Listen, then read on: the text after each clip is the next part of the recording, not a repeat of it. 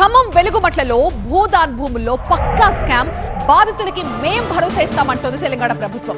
2-3 రోజుల్లో బాధితులకి good news చెప్తామన్న సంకేతాలు కూడా ఇస్తోంది. అయితే అదే టైంలో నిందితులపై చర్యలకి కూడా సిద్ధమవుతోంది రేవంత్ సర్కార్. రెవెన్యూ శాఖ అనుమతులు లేకుండా ఖమ్మంలోని వెలుగుమట్ల భూదాన్ భూముల్లో కొందరికి తప్పుడు పట్టాలివ్వడం, ఇంటి స్థలం ఆశ చూపి పేదల నుంచి డబ్బులు వసూలు చేసిన వ్యవహారంపై పోలీసులు విచారణ వేగవంతం చేశారు. కొందరు ముఠాగా ఏర్పడి పేదల నుంచి సుమారు 3 కోట్ల వరకు వసూలు చేసినట్టు ఇప్పటికే లెక్క తేలింది.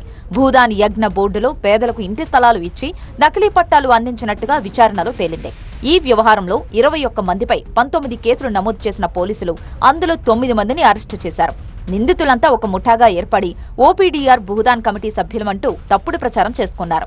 ఆ తర్వాత అమాయకులను ప్రేరేపించి వారికి భూదాన్ భూముల్లో ఇంటి స్థలాలు ఏర్పాటు చేసి 50,000 నుంచి 8 లక్షల వరకు కూడా వసూలు చేశారు.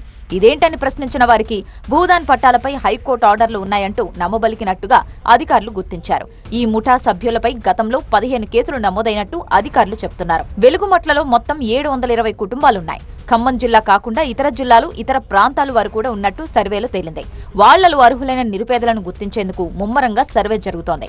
ఇంకా ఎవరైనా బాధితులు ఉంటే పోలీసులకు ఫిర్యాదు చేయాలని ఖమ్మం సిపి సూచించారు. భూదాన్ భూముల బాధితులు అండగా ఉంటామని ప్రభుత్వం చెప్తోంది. నిందితుల నుంచి డబ్బు రికవరీ చేసి బాధితులకు అప్పగించేలా చర్యలు తీసుకుంటామని ఇప్పటికే మంత్రి పొంగులేటి శ్రీనివాసరెడ్డి హామీ ఇచ్చారు.